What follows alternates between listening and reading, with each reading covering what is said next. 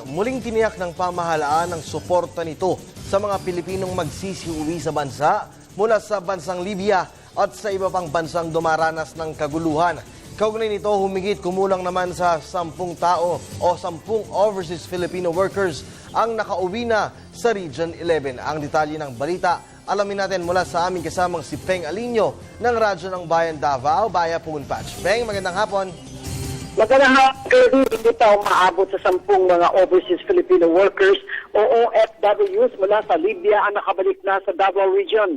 Ito ang sinabi ni Ed Villedo, Overseas Workers Welfare Administration o OWA-11 OIC sa naganap na Mindanao Migrant Summit Webes sa Pinnacle Hotel, Davao City.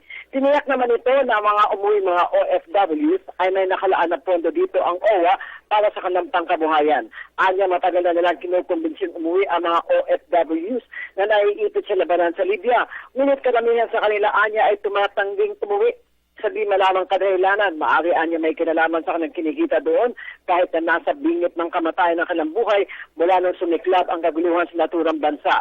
Walang humpayan niya ang kanilang paghihikayat sa lahat ng mga kamag-anakan o pamilya ng mga OFWs dito sa Region 11 na pauwi na ang kanilang mga kamag-anak na nagtatrabaho doon dahil hindi na anya ligtas manirahan at magtrabaho sa maging lugar ng Libya na walang tigil pa rin ang bakbakan at sitwasyon sa politika.